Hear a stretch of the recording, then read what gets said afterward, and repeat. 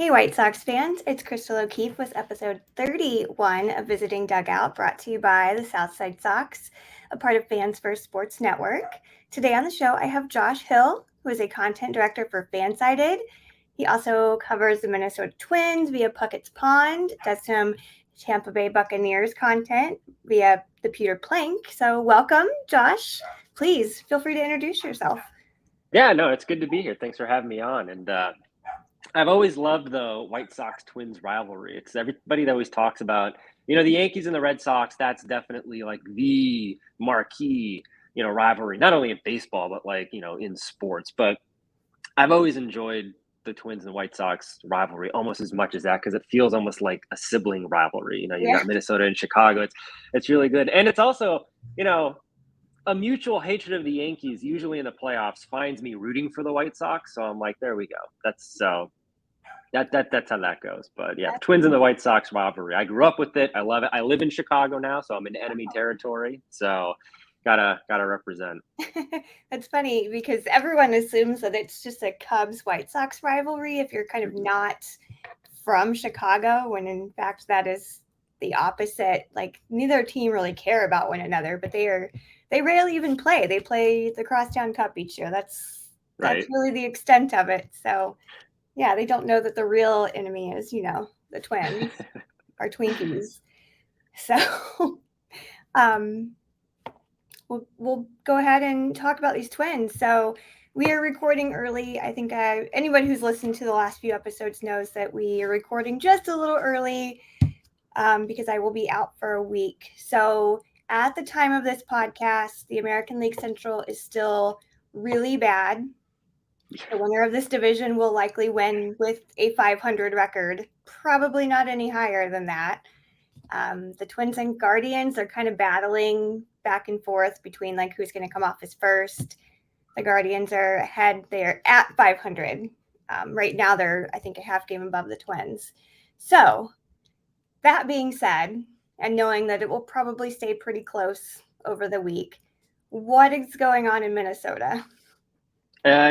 I'll tell you what's not going on, the offense. That's been the absolute bane of every Twins fan's existence so far this season, because it feels like for the first time, probably in my lifetime and in the lifetime of a lot of fans, there hasn't been a pitching staff like this that has been able to put together the type of performances and the type of starts that we've seen from them this season, from Joe Ryan, from Pablo Lopez. Sonny Gray very well could be in the Cy Young consideration at the end of the season. I mean, he was an all-star already. He's having, one of the best seasons of his career. He's talked about retirement. He's played so well. He's like, I might just go out on top like this, hopefully with a World Series. But that pitching staff has been so good this year. The offense just hasn't been there. And that's what's been so frustrating. You're losing games that you should win because the offense is going to sleep. They can't get anything going at the plate. Or you have series like you just had to come out of the All-Star break where it takes every ounce of effort to beat the worst team in baseball. Like the Twins should not be struggling and clawing to beat the Oakland Athletics. That just should not be happening. So that's the result of the offense right there. That is the offense falling short, letting that pitching staff down, not offering up the run support, and then putting the bullpen in a bad position. Because then you have guys coming in and they need to protect the lead. And we know that unit's not necessarily very strong either. You're putting that unit in a bad spot, and then it just kind of all snowballs from there. So the offense has been – that's the main thing everybody's been talking about in Minnesota because it just hasn't been going well, especially when you have guys like Byron Buxton and Carlos Correa. Like you have guys that are really good, and they just are doing absolutely nothing to help that pitching staff at all this season. Yeah.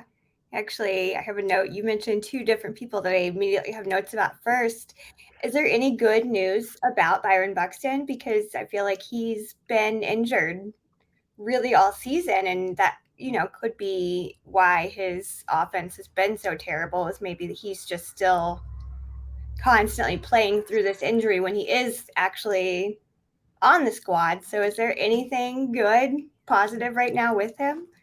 It sort of is like the story of Byron Buxton's career, which is really sad that he hasn't been able to stay healthy long enough to put together an MVP season. Like when he is healthy, he is a top 10 player in the entire league. Like he is exciting. Yeah, and I mean, how many times have we seen him when he's healthy I mean, he just goes viral with how fast he runs, which seems very reductive, but like his ability, his base running ability is just out of this world with his speed. And his defense is really good too. And I think to your point, he is dealing with some sort of injury this season. And I think it might be a load management thing with Rocco Baldelli, but he hasn't played center field at all this year. And that's another thing that's been increasingly frustrating about this team is he's forced into the designated hitter spot and he's slumping. And he's basically one of the only guys that you can put there because there's not a lot of big power bats there. I mean, Joey Gallo was doing good at the beginning of the season, but he's kind of fallen back a little bit. You're not going to put Max Kepler in there because he can play defense, and that's the only saving grace, it seems, with him is that he can play defense. Mm-hmm. So Byron Buxton not being able to play center field this year, I don't know when that's going to stop because as soon as he's able to get in the field, you can, clear up that designated hitter spot. But it's just sad to watch him right now because he's just swinging at everything. He's trying to get out of the slumps. I think at one point when he came off the IL earlier this season, he went into like an 0-23 slump. It was just brutal. Yeah. So, something's got to happen with him because Byron Buxton and Carlos Correa are the two best players on this team offensively. If they aren't doing what they need to do, you're going to see what we've seen this year where this Twins team is just they're a bunch of stops and starts. They'll have games where they score 16 runs against the Cubs, mm-hmm. and then they're going to struggle to score any runs against, horrible, horrible teams like the Oakland A's. Like, no offense, A's fans, we're all on your side. We want them to sell the team. But it's not a good team. And the Twins struggling against them, I think, is a very alarming thing coming out of the All-Star break. And the Buxton piece of that really speaks to the overall issues that this team has been having. Yeah. And it's so disappointing because he's got so much talent. He's so mm-hmm. fun to watch. And, as a White Sox fan that is, supposed to maybe even biologically hate the Twins, you love to see him play because he mm-hmm. is just so dynamic. And it's just been such a bummer this season to not really have that because he's good. He's been a White Sox killer for as long as I can remember in usual years. And I feel with the not beating the A's thing, the White Sox nearly got swept by the A's. The last game they won by a single run and they lost the first two. But then they just beat, Atlanta. They won that series. So, make it make sense. And then with Sonny Gray, you mentioned, maybe he is going to retire. He's in the final year of his contract. He's 34. He's got almost 11 seasons now under his belt. So do you think he's going to retire if, the Twins don't make it to the postseason or make it even very far in the postseason? Or do you think he's going to come back another year and try to do it again? And are they going to give him the money to do that? Well, that's the thing. I don't know if he's going to come back to the Twins. If he comes back for another year, it'd have to be some sort of team-friendly deal. And there's a lot of drama that's going back and forth about how he feels about Rocco Baldelli. But Baldelli's also in the last year of his contract. So we don't know. There could be a lot of change with this Twins team in the offseason, especially if things continue the way that they've been going. I think that he could come back for another year. I would if I was Sonny Gray, just because you've put in another good, solid year of your career. You can go out and you can get one more big payday. And I think he's owed that. He's had a really good career. He's also run into some problems in his career, too. He's struggled at times.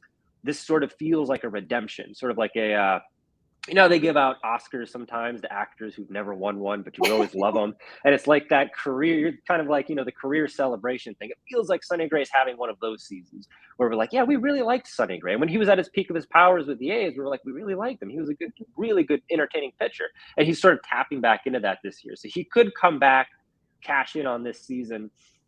He brought up retirement himself. It's not like that's been a conversation in Minnesota. It's not like he came into this year going, oh, I might be done after this year.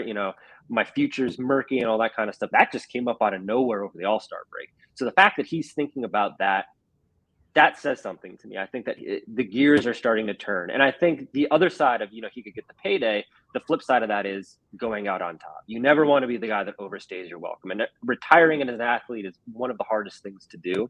Mm-hmm. But I think if you can't go out with the romanticized version of riding off into the sunset, which is winning the World Series, which fingers crossed still, maybe he'll be able to do that with the Twins. I think going out, having the sort of season that he's having, and maybe he wins the Cy Young, that'd be a heck of a way to end his career and go, I did all I could. I gave the game everything I had, and I went out on my terms at the top instead of sort of being pushed out. Yeah, he needs his Leonardo DiCaprio moment. You know, Yep. he finally won that Oscar a few years back after being robbed for like every single year since. So maybe he'll have his DiCaprio moment this year. Hopefully. And maybe that is just a Cy Young, but I think that's a career that is worth celebrating because he's always been phenomenal, even when he struggles. I think he's always been great. Mm-hmm. And he won't have to sleep in a bear like Leonardo DiCaprio did too. Even though it is Minnesota, we have bears. I don't think he's gonna have to do that. They're bears. It gets cold. Yeah. So if it doesn't come down to that, he should have won in Titanic. But again, we don't want Sonny Gray to, get lost in the ocean and not be able to fit on that wood plank either. Nope. He came back. He came back from being lost in the ocean, so to speak. So I kind of go out on top now. I think that'd be cool, at least from a general baseball fan standpoint. I think that'd be cool to see him go out like that. Yeah. So do you see this Twins team still sitting in first? Because again, this is a terrible division, period. Like there's no sugarcoating that. Do you still think they are going to be in first given their kind of offensive woes right now? Or do you think this division is for anyone to win? I think, with the exception of the Royals, but of course they're not. Yeah, anywhere. Sorry, Kansas City. It's a tough scene in Kansas City, but no, I think the Twins, they're very much, unless something drastic happens, like you have some sort of serious injury, especially in the pitching staff. Something happens to Sonny Gray, if something happens to Joe Ryan or to Pablo Lopez, I think that they could fall back a little bit. But I think that the pitching staff has been so good this year, that's going to keep them in contention as long as this division stays as bad as it is. I mean, you put this team in any of the other divisions in baseball, it's just a sad state of affairs. So thank goodness for it. Although you mentioned I'm a Buccaneers fan too. So this is like watching the Buccaneers again, like limping to an 8-9 division title. It's like I'm cursed to watch my teams be just good enough to win bad divisions, but not good enough to win anything in the playoffs. It's so frustrating. But I'm a Bears fan. I get it. See, so I think Cleveland and Minnesota, and they're going to be up there kind of trading blows here through the end of the second half of the season here. But this is kind of where the rubber meets the road a little bit. When you get into August and then early September, this is usually when the Twins fall apart. So we're kind of, everybody in Twins territory is watching this with a gentle hum of anxiety hanging over the background of everything. Because as good as the pitching staff has been, like I said, the offense just isn't there. And this is the type of year, or the time of year, I guess, where they do have games like they just had against Oakland, where it's like, what are we doing? You should be winning these games. These are the games that good teams win to get into the playoffs. And the Twins have just been unable to win these over the last couple of years. And I think this is another frustrating year where they should be better than they are, but they're not going to be. But like you said, the AL Central is so bad, that might be good enough. So I think they're going to hang around the top unless something absolutely drastic happens, which fingers crossed it doesn't. Yeah, of course. We don't want that for any team except for maybe the Yankees. And they're already down Aaron Judge. So I think they've got it pretty bad right now. So do you have an MVP candidate on your team right now that you would, like if you had to pick someone to submit, you would say, I definitely think it is Sonny Gray or, anybody?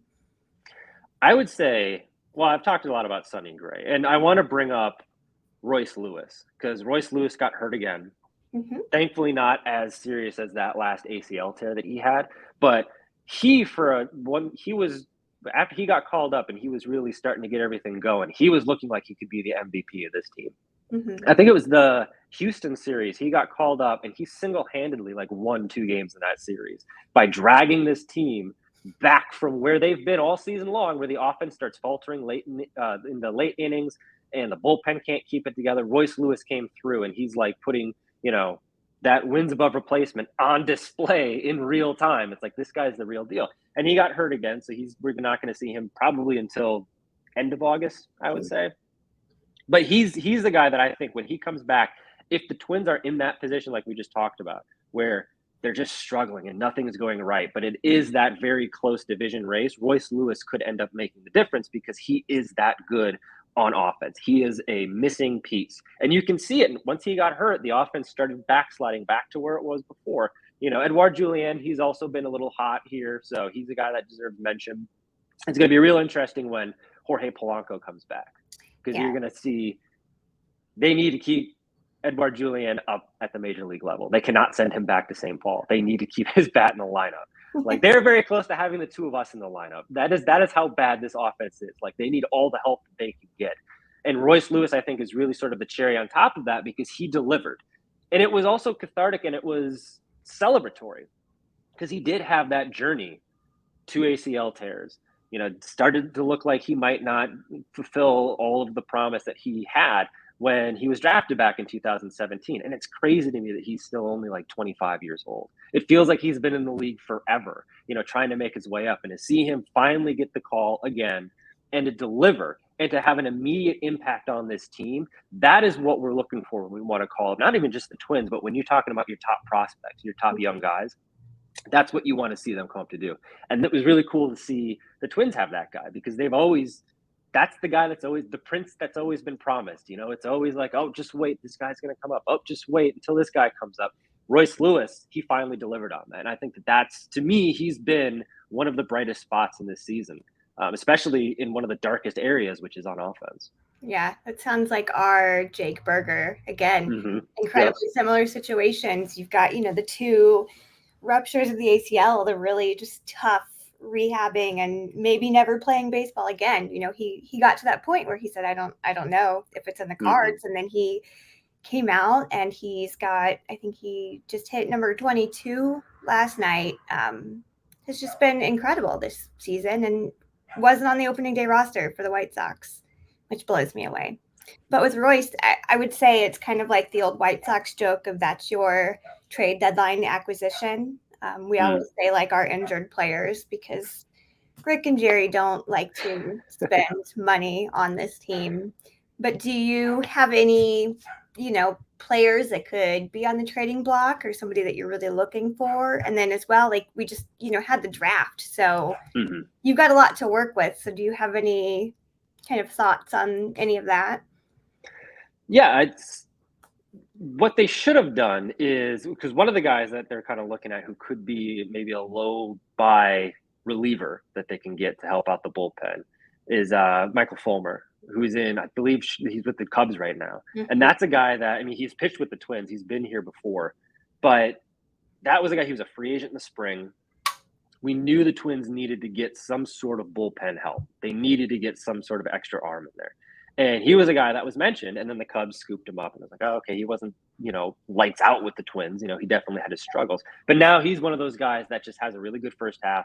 He's turned things around a little bit, and now he's sort of on the radar as a guy who might come home. But that sort of highlight, the reason I bring him up is that's one of the frustrations, these stops and starts that we've had so far this season, where we're in the spring, we're like, oh, we don't need him, it's fine.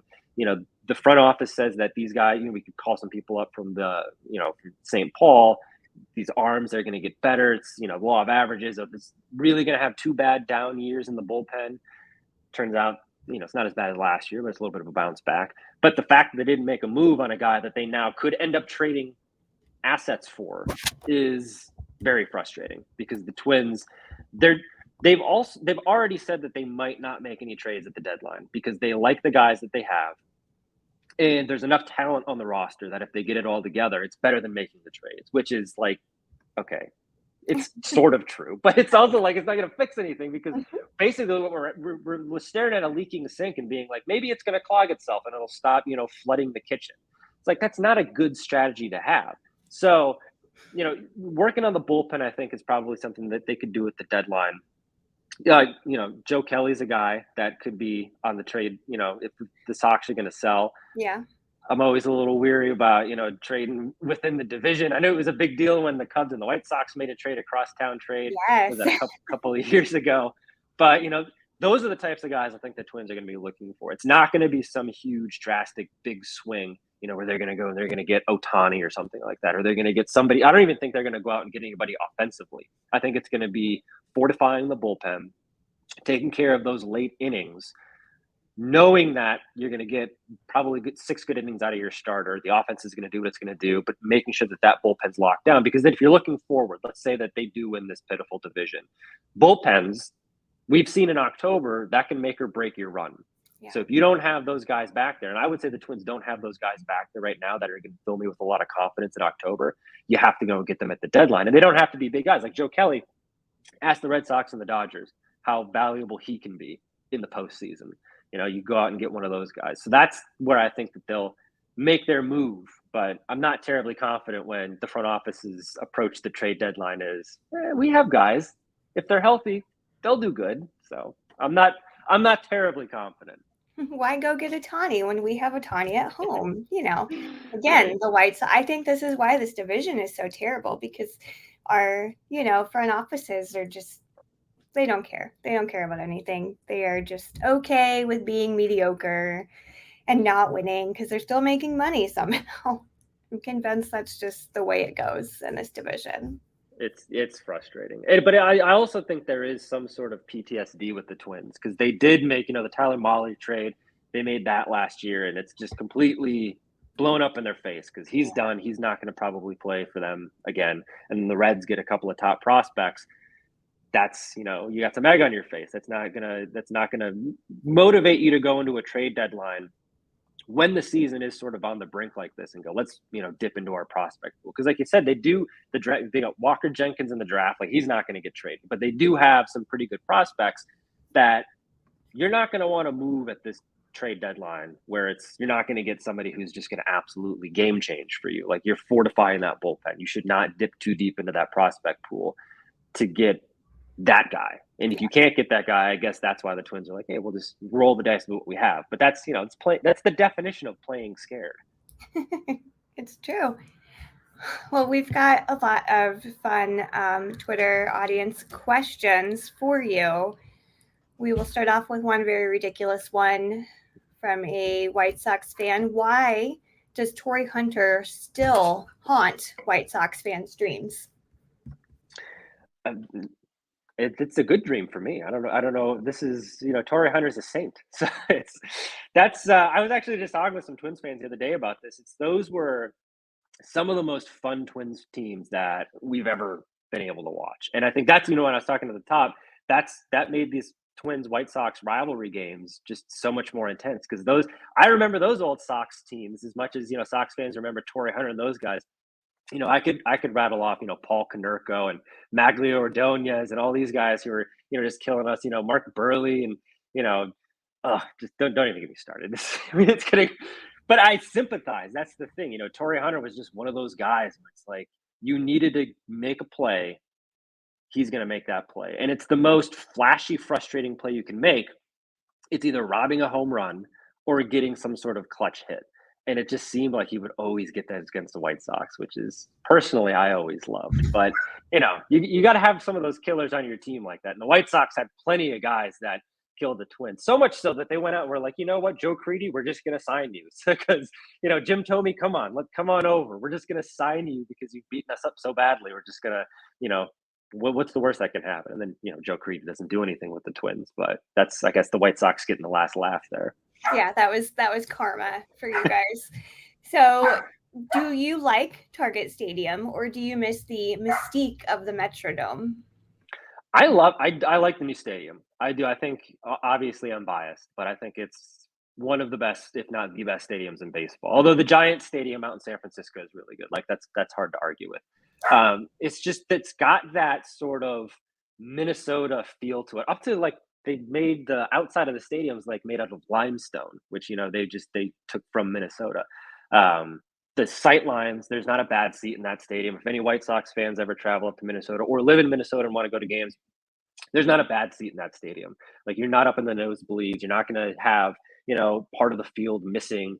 It's everywhere you can go. It's so great. And it's just a fun, cool atmosphere there too. It's like right in the middle of downtown, but it has this, unique Minnesota feel to it. There's breweries right by, there's First Avenue, music venues right there. Target Center is right across the plaza, so you can go watch the Timberwolves and double up your pain if you want if you want to do that. But I did love the mystique of the Metrodome though.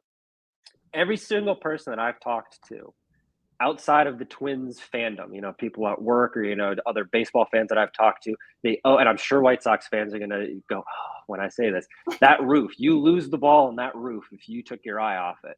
Like Yeah. that white roof in the Metrodome, if you took your eye off the ball for a single second, it was gone.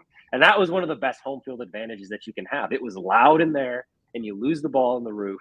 There was something charming about it. It definitely wasn't a good stadium. And No. Target feels definitely much better. We're not going to trade and go back. But I think there is sort of that, we missed the old Metrodome because it had that unique charm to it. Scars are cool. It's that kind of thing where it's like, it wasn't great at the time, but everybody's got good memories either in the stadium, or the other notable thing about that was every time you walked out, because it was the Teflon roof that was, I forget, some sort of like air system that kept it up. Every time you walked out of the gate after the games, you would literally get blown out because all of the air is coming back down. It's getting recirculated back down right by the gates. So you lose your hat, you lose your popcorn, and you get blown out. But it's that kind of charm where you're like, you look back fondly on the Metrodome while you're comfortably seated in your new Target Field seat. You're like, you know what, actually, this is pretty good too. Yeah, I know. I think it might have even just been last year. A lot of White Sox people went. They like to do road trips. Like they usually pick 2 or 3 a year. And Minnesota was one last year. Like this year we did Cincinnati. There was another one. So yeah, a lot of people have been there because it is a pretty quick and easy trip coming from Chicago. And I have yet to go out to see the Giants play. That's my kind of goal for next year. But I will say Target Stadium definitely ranks up there in one of the nicer stadiums I've been to. That's for sure. This one might be painful. I know who asked this. Are the Twins going to bring back Nelson Cruz? Ooh, I actually at this point I would bring Boomstick back, bring him home. Yeah. Let's go. Like I wrote about this for the site actually because I was like, you know what, the offense is so bad right now. It would be mutually beneficial because, like, what's the worst that could happen? Nelson Cruz doesn't, do anything. It's like, okay, at least you're doing it in the comfort of an offense that's absolutely terrible. So you're not the thing that's sticking out. There was a piece that, Joey Gallo just, talked over the All-Star break about how painful it was that he didn't do well with the Yankees. Like, he always felt like he was the guy that, threw everything off there. And Nelson Cruz doesn't have to worry about that in Minnesota because the offense is so bad that he can just step back in. And look, this is how bad things are in Twins territory because I've talked myself into this, like, Charlie and It's Always Sunny in Philadelphia with the cork board. Like I've got it where it's like, look, you bring in Nelson Cruz, slide him in the DH spot, then you can either put Buxton in center field or just shut him down for a while. If he can't play the field and all you can do is put him at DH, shut him down, let him rest, see where he's at the end of August and the early September. Use Nelson Cruz in that DH spot. Really, you're not losing anything because Buxton's been so bad this year at the plate. That bar is so low for Cruz to clear. Plus, it's kind of a homecoming. Like, Twins fans like Nelson Cruz. Yeah. So bringing him back, I think, would have benefits in terms of actual on-field production because he could maybe fix some things at DH. The bar is very low for success. There's not a lot of pressure. And I think the fans are going to like it. And I think if you're going to make these little dink and dunk moves at the trade deadline, bringing back Nelson Cruz and not having to give up anything to do it, contract's not going to be very expensive. I think I would do it. I would bring it back just to see, what's the worst that can happen, which again, that's where we're at with the Twins. What's the worst that can happen? I feel I knew he could be that veteran leadership that maybe they just desperately need right now. The offense really needs. So, and then another one, what is wrong with Jose Miranda? Seems like he's forgotten how to hit. Again, I think we've talked about how the offense is already having a rough bit. Yep. He's been particularly disappointing. Him and Max Kepler were two guys that this season it felt like they needed to do something to really justify how they fit into the future. I think Kepler's sort of, that case is kind of closed. I don't know how much more road Kepler has in Minnesota. Miranda, I think he's got a little bit more runway, but he's just been so bad. Like he's either been hurt or he's been bad and they have to send him down for one of those two reasons. Like rehab assignment, he looks all right in St. Paul, comes up, craters. And it's like, it's just this frustrating back and forth, these stop and starts. And he looked pretty decent last year. Like he had the promise. And that was the Kepler thing too. Like, oh, the shift band's going to, help his offense. He's going to get back to who he was like 3-4 years ago. But Miranda's just been a sore spot. It's been awful to watch him at the plate, and it's been awful to watch him get pushed out of sort of the core, because he was in that position earlier in the year where it's like, look, this year he can use his performance to go, I am a piece that you need to have here for the future. But we just talked about Royce Lewis. You've got Carlos Correa at short. Royce Lewis, you can maybe put him in the outfield, but he was starting to play some third base, and if you can have Royce Lewis and you can have Carlos Correa on that same side of the infield, that pushes Jose Miranda out. And he's done absolutely nothing to go, wait a second, let's think about this and see if Jose Miranda fits. Like, no, if you can put Royce Lewis at third, you're putting Royce Lewis at third. And now you're trying to fit Jose Miranda somewhere into that lineup, and that's just not going to work, especially if he's not doing anything at the plate. Come on, you have a golden opportunity to give an offense some spark that desperately needs it, and that's going to go over much better than it otherwise would. Like, you're going to look so much better, and he can't do it, and it's just been tough to watch. That actually kind of leads into a little bit of the next question. Again, we've talked about Buxton quite a bit, but the question was, who is more valuable to the Twins? Is it Buxton or is it Correa? Which I feel like I might know your answer to this one based on what you had just said. Yeah, that's a tough one. It's really, it's 1A, 1B. I would say Buxton is more important to the Twins because he embodies more of what the Twins have done over. Yeah. I mean, he's a Twins guy. Like, you look back at the guys that have come up, especially we're talking about those old Twins teams. All of those guys, the piranhas, as Ozzie Guillen liked to say. Those guys came up through the farm system. Those were homegrown guys. That's homegrown talent. And the Twins have prided themselves on that, especially during those small ball years of, hey, we homegrow the talent here. We don't go out and, sign the best free agents. We create the best free agents, And then to the point where maybe they end up staying. Like, Joe Mauer doesn't go and sign with the Yankees when he's a free agent. He signs a $184 million deal, which is a discount to stay in Minnesota. So that's the sort of thing that they've prided themselves on. And Buxton, he's the next sort of iteration of that. He's, comes up, second overall pick behind Carlos Correa in the same draft. He comes up through the farm system. He's the guy that everybody's watching. Twins fans are invested in. And we're watching that journey through the majors. And that's also what's made it so painful, that he's just not been able to stay healthy, because everything about him, he should be, we just mentioned Torrey Hunter, the next guy like that for all of the teams around baseball. It's like, man, I just don't want to play against that guy. And he sort of has that. He does. But he does. It's also that asterisk of, but he's probably not healthy. So he's probably not at his best. So it's not that, sustained fear that I guess you have with some of these other guys, where it's like, oh man, I hope he's not in the lineup tonight. It's the fact that it's so 50-50, and it's like, all right, Buxton's in the lineup. Maybe he won't have a good night. That's what's frustrating. Because if he does have good nights, this team's completely different.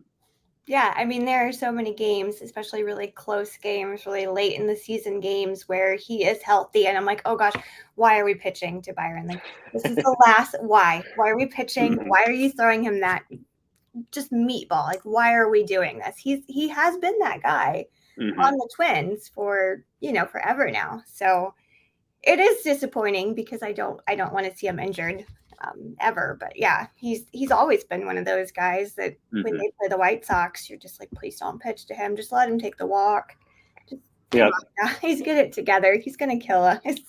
It reminds me a lot of Tim Anderson too. Where it's like Tim Anderson is that guy for a lot of Twins fans. It's like, what are we doing? But it has felt that way this year too. When he's been healthy, it's like, oh, okay, well, he might have a bad night tonight. And you don't want to feel that way. You don't want to have your opponents not afraid of your guy when he comes to the plate like that. And the fact that Twins fans can sit there and go, Tim Anderson, maybe it will, maybe it won't. That's not good. And it's the same thing with Buxton, where it's like, you should, just like what you said, Sox fans should be like, no. I don't want that.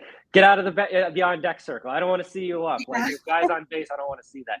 That's the sort of thing that you want. Buxton's that guy. I think Tim Anderson's that guy. And it's a bummer. Even as a Twins fan, it's a bummer to see, guys struggle like that. Like, I want Tim Anderson. I want to be afraid of Tim Anderson. Yeah. As weird as that sounds, No. Because it just makes it fun. It makes it cool. It does. And it's been so disappointing with his season alone. I mean, he's had such a just terrible season. And again, I think he's playing with an injury when he really just needs to sit it out for a bit and kind of regain whatever that was that he had, whatever's going on. He needs to sit for a bit, but you don't have anybody else really. So who's going to play shortstop on this team right now? It's kind of where we're sitting. So we play him. And then I have two just very serious, really silly questions before we take a quick break. The first is, what's better, identical or fraternal twins?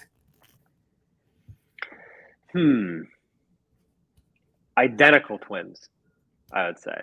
Okay. Because I like the if I had an identical twin, I feel like you could do a lot of tricky stuff, especially back in school. It's like, oh, I'm sick today or something like that. Oh, I don't want to take this test. Like my brother was always, really good at math and stuff. So like he was my identical twin and be like, hey Ryan, why don't you take this math test for me? I'll get you back later, but come on. I get it. I watched a lot of Liv and Maddie when my kids were still into like Disney shows. And so I know they swap all the time for the best. And then just my friend Brian wants to know if someone will please bring him some of those tiny donuts. Oh God, they're so good. they're so good. Especially when you go in to the ballpark and you just get that smell. You get that good mini donut hole smell. It's like, oh, let's go. It's fantastic. I kind of get the same thing when I go to Guaranteed Rate, or I still call it the cell. The cell. Yeah, the churros. Oh, it's so good. It just gets you, and you're like, you know what? It's happening. Like the decision's been made. Let's go. You can just call it Sox Park. I feel like that's what everybody calls it now. We refuse to continue with the name changes, especially when it's a giant red arrow pointing down. That's kind of insult injury right there. All right, we are going to take just a very quick break, and then we will be back to break down this series. And if you're on YouTube, you're watching me awkwardly. All right, welcome back. Again, I'm Crystal O'Keefe. I have Josh on the show to break down this upcoming series with our Twinkie friends. Obviously, it is way too soon to talk about pitching matchups. The White Sox are down bad in pitching anyway. And we have kind of highlighted your pitching rotation because it seems like that's the best. You guys are really known for that, especially with, we've talked kind of at length about Sonny Gray. So is there someone else in this rotation that's just kind of making it really special?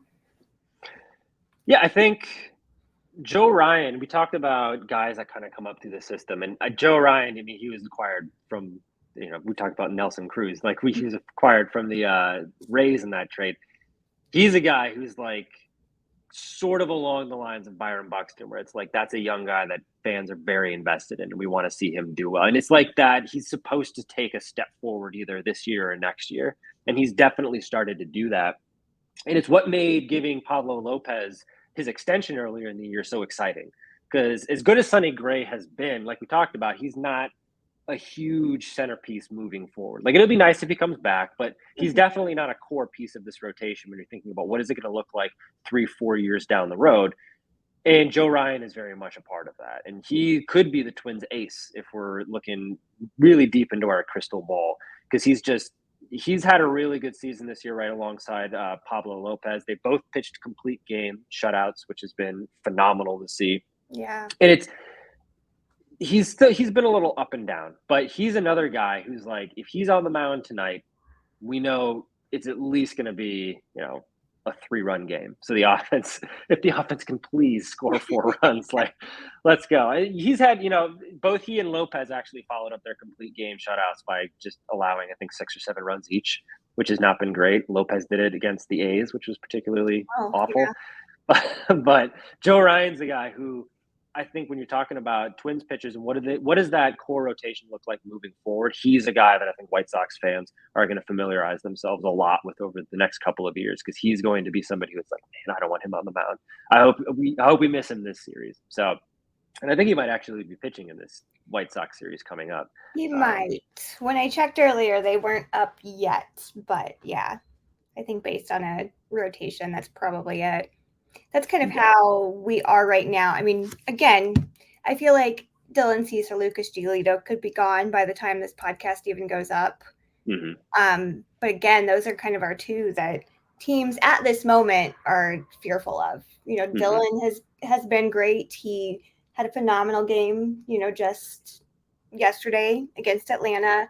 Lucas has been great. He starts against the Mets. I'm so excited because I haven't seen him pitch in a very long time in person. So I finally get to see him again. But yeah, they're kind of our two, and I'm so worried that they're going to be gone and we're going to have no one because Michael Kopech is struggling Yep. a lot lately, which is disappointing because he is so good, and we just don't. Lance is hit or miss, and we don't talk about the other pitcher that's currently thankfully injured. So we don't have a lot going for us.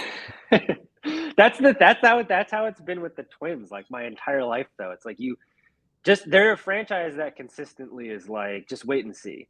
So it's like, these guys are coming up, just wait. It's going to all come together. And that's always been the pitching staff, it seems. And it's like you can just rattle off. It's like, the scene in Jaws where they're comparing their scars. It's like you can just go back and forth with all of these pitchers and these failed promises, whether it's, like Scott Baker, or you've got Nick Blackburn, all of these guys. Carl Pavano at one point in time was like, oh, yes, finally, we got our guy.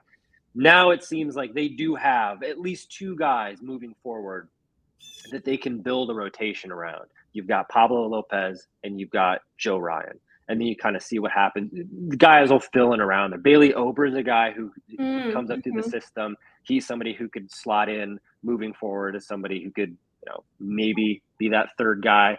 But as long as you have those two, I think everything else sort of falls in behind that. And the awesome part about that for the Twins is they've never had those two. Going back, you have to go back to like Brad Radke and like Johan Santana. Like that's, Wow, yeah. You're going way back, and even that, Johan Santana, Francisco Liriano was supposed to be that other guy. And you're just like, oh man, we're going to have 10 years of Santana and Liriano. This is awesome. And then Liriano gets hurt and they got to trade Santana and it just never happens. So this has been a very long journey for Twins fans to get here.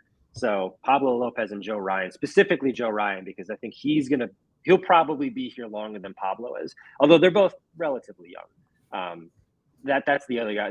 Pablo and Joe Ryan are two guys I would say familiarize yourself with them, Sox fans, because fingers crossed they're not going anywhere anytime soon. Yeah, I don't have anybody to familiarize you with, unfortunately.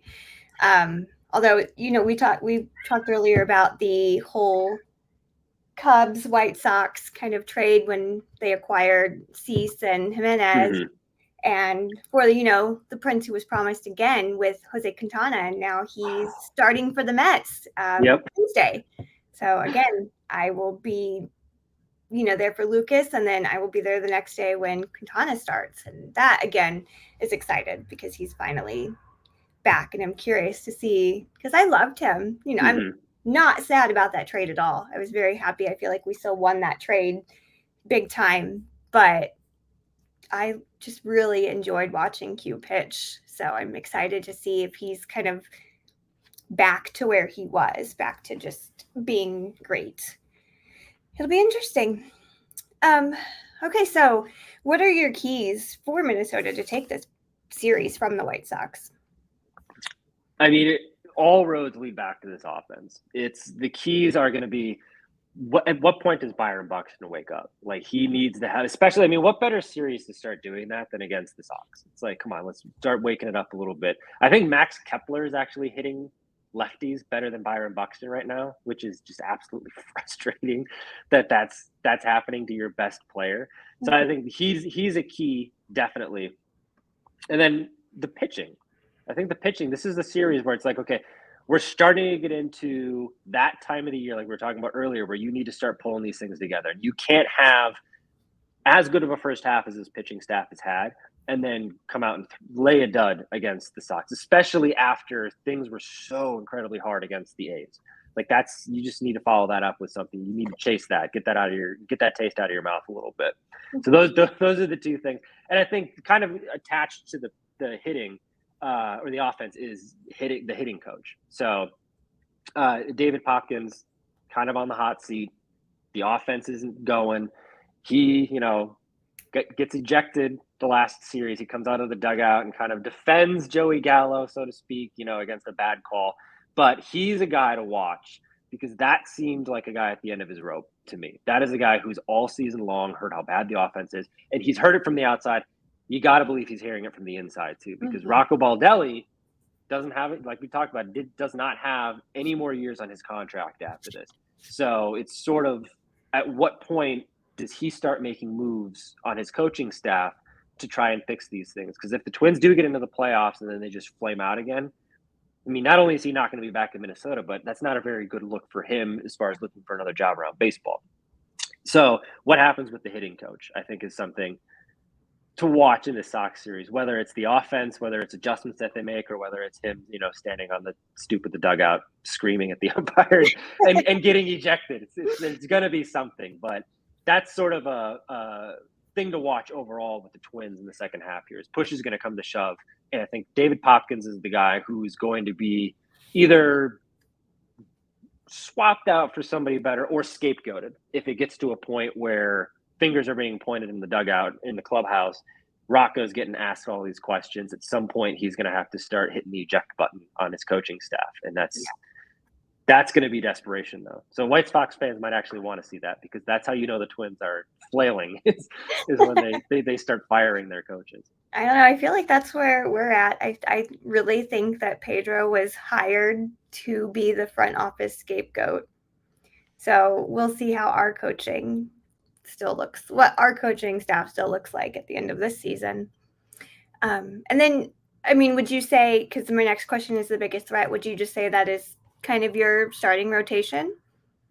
Yes, that's been the lifeblood for the Twins this year. So if that's, I mean, we talked about the 2 complete games for Lopez and for Joe Ryan, and I cannot overstate how euphoric everybody was to see that. Not because it's like a cool accomplishment, which it is. Like, there's definitely that element of it. But it was like, oh my God, we didn't have to rely on anybody else. The offense didn't have to do anything. The bullpen didn't have to do anything.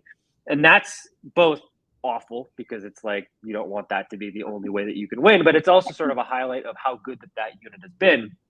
They've been able to control games like that. And when they're firing on all cylinders, that is going to be the difference maker for the Twins. It's going to be how well can those starters go and how deep into their starts can they get before you have to flip it over to the bullpen or something like that. And we saw earlier in the year when the Twins started 10-4, I think they were outscoring their opponents like 62-37. So like, the offense was hot, the pitching was great, and they were 10-4. And we're like, this is great. Like, we can get used to this. This is going to be awesome. And then everything sort of regressed back to the mean.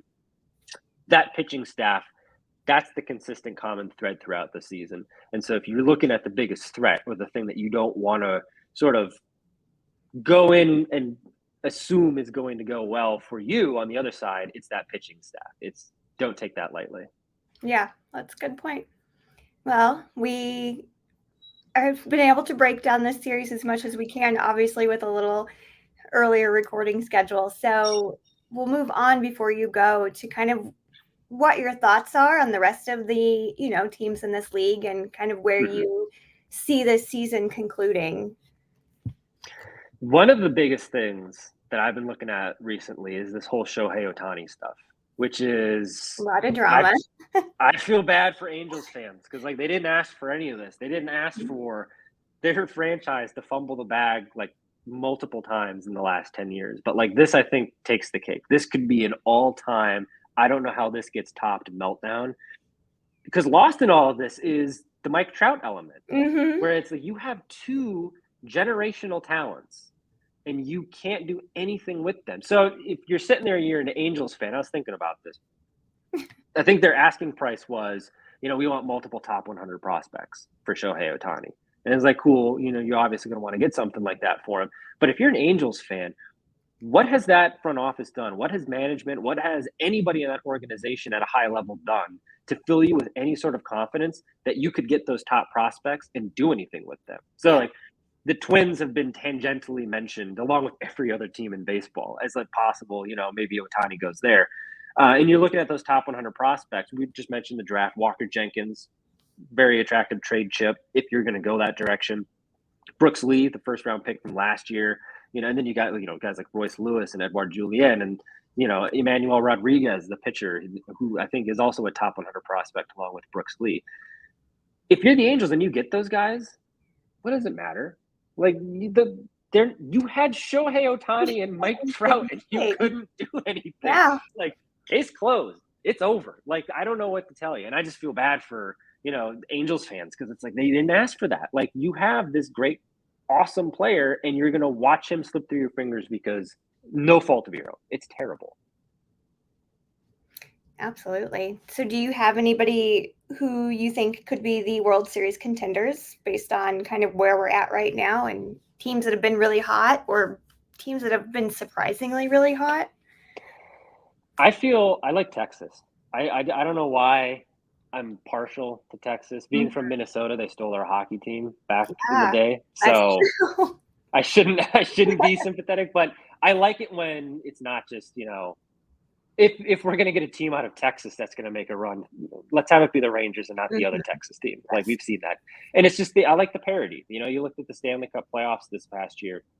There's a lot of parity there. And that's why it was so fun watching Florida and Vegas go so far. So you get a team like Texas, who they also invested in this. This is why they went out and made those free agent moves, these past 2 years. And it's unfortunate that Jacob DeGrom can't be a part of this, because that's, we're talking about Sonny Gray having this sort of like coronation to his career. Like, Jacob DeGrom putting together like a Verlander year like he had with the Astros would be really, really cool. But just the Rangers in general, I think that they're a fun team. And then the Rays. The Rays are impossible to dislike. Like, I don't, unless you're another AL East fan, the Rays are tough to hate. And speaking of Ohtani, they might end up and go out and get Ohtani. And then it's like, there you go. And if they get him, the way that they're able to put together teams of just guys and go and do this kind of success that they've had, go to the World Series a couple of years ago, I think that's going to put them over the top. But even taking that extreme example out of it, I think Texas and Tampa Bay in the American League, I think that's really fun. I would love to see those teams sort of make a nice deep run. Yeah, I'd put money on both of those teams to do it. They've both been a lot of fun to watch, and I agree. I'm big Jacob DeGrom girly anyway, so it's been such a bummer to watch all that play down or go down. But yeah, I still think they are just fun to watch. They are really good. Like, there are guys on there that you really just can't hate. They're all good players. And again, with the Rays have been so much fun. They've already hit, their 60 win mark, and they just feel like they're unstoppable right now. So again, they're not like I don't know. I don't think I want the Rays there just because they've been so scary, but they're still fun. I wouldn't mind it. I'm really just all in for the O's at this point, though. That's true. If we're talking about teams that are tough to hate, it's the Orioles. They're the most lovable team right now, I think. So I hope I don't know. We'll see, but those are good. I definitely agree with Texas, though. I really want to see them make it pretty far, and maybe that's just the way DeGrom gets his ring. I'll take it. I mean, just get him a ring. Like, after all those years in New York, like, get him a ring, let him retire. He deserves it. Yeah, while he still has like a body left that can function, let him retire. Poor guy. Well, all right. Well, that's all I got for you. So here's your time to kind of plug where we can find you, like I mentioned up at the top of the show, but just as a little reminder.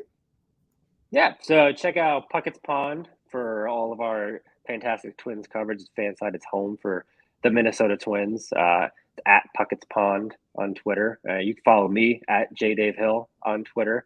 Always looking to talk with White Sox fans. Like I said, it's a sibling rivalry. I like it. I like White Sox fans. I like going to White Sox games, wearing my old Doug Mankiewicz jersey, and having White Sox fans be like, "Oh, that guy."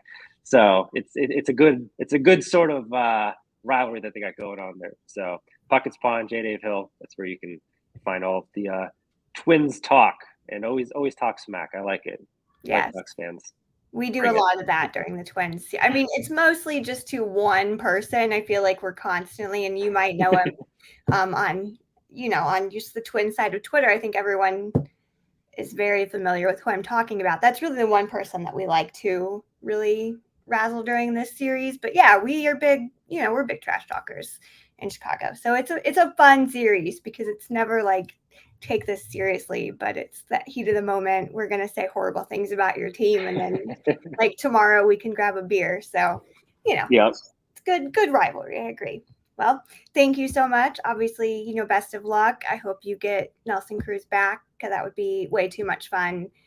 You can't really hate him, even as a White Sox fan. It's impossible. So, again, thank you. And let's see how this shakes out. It'll be fun.